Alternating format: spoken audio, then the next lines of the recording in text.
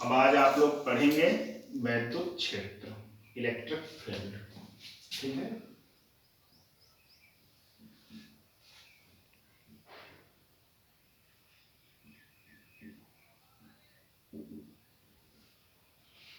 देखिए वैद्युत क्षेत्र क्या होता है।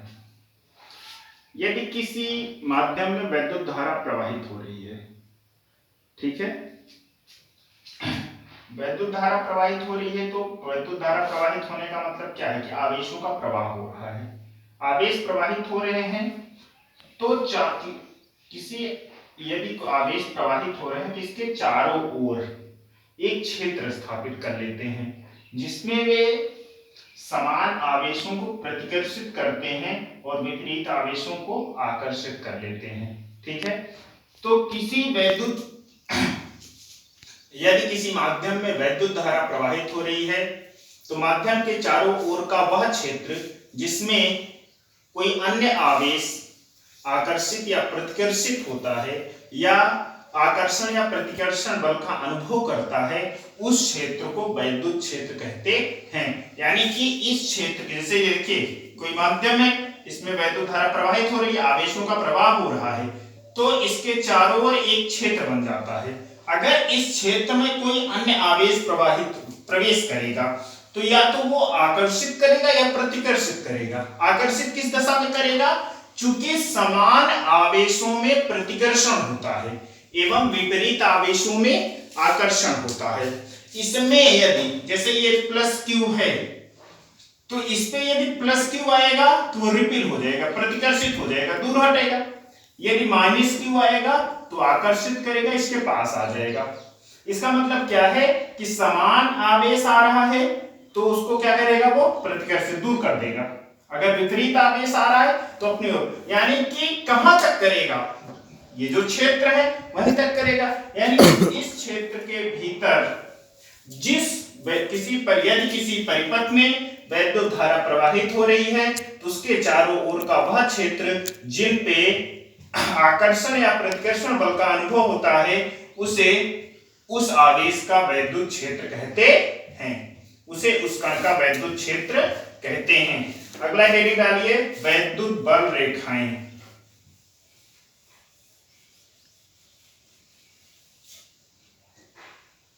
वैद्युत बल रेखाएं।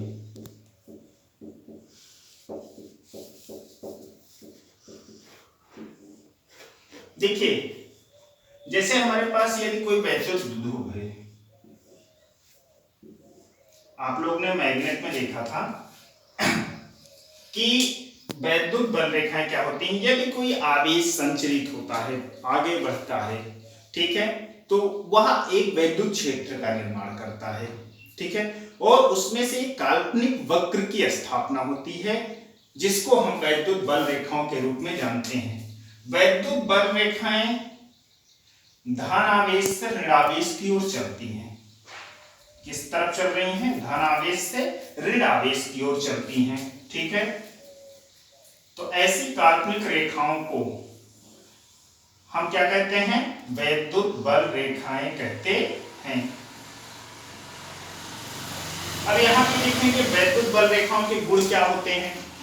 तो सबसे पहला गुण क्या होता है? वैद्युत बल रेखाएं एक वक्र की भांति एक सीधी रेखा में चलती हैं। दूसरा गुण है वैद्युत बल रेखाएं धनात्मक दिशा से ऋणात्मक दिशा की ओर, यानी कि धनावेश से ऋणावेश की ओर चलती हैं। वैद्युत बल रेखाएं कभी भी एक दूसरे को नहीं काटती। ठीक है, क्यों नहीं काटती? क्योंकि ये भी पॉजिटिव है, ये भी पॉजिटिव है, और दोनों में क्या होगा?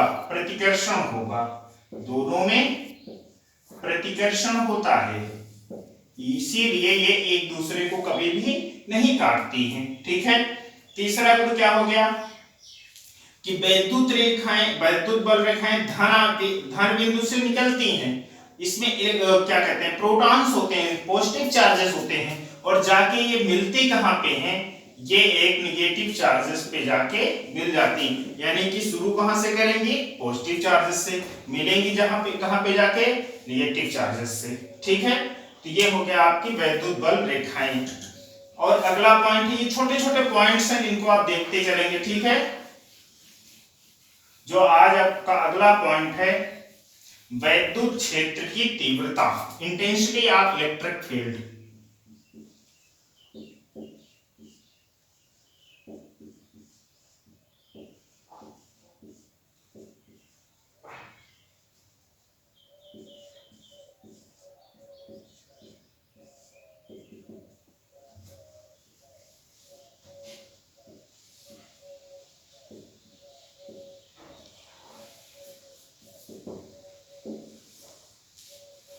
देखिए, वैद्युत क्षेत्र की तीव्रता किसको कहते हैं? Intensity of electric field. वैद्युत क्षेत्र की तीव्रता से मतलब है, यदि कोई आवेश है, ठीक है, मान लेता हूं Q0 एनी चार्ज है हमारा, ठीक है, यदि कोई आवेश है, इस आवेश पर लगने वाला बल, सपोज कर लेते हैं वो F है, इस आवेश पर लगने वाला बल एवं उस आवेश की निष्पत्ति को, यानी कि अनुपात को वैद्युत क्षेत्र की तीव्रता कहते हैं। तो फिर से समझेंगे इसको, किसी आवेश पर कार्यरत बल एवं आवेश की निष्पत्ति को वैद्युत क्षेत्र की तीव्रता कहते हैं। इसको प्रदर्शित करते हैं कैपिटल ई से। कैपिटल ई बराबर हो जाएगा F अपान Q, क्या हो जाएगा? F upon Q not. वैद्युत क्षेत्र की तीव्रता, ये क्या है आपका? वैद्युत क्षेत्र की तीव्रता है, ठीक है। F क्या है? कार्यरत बल है,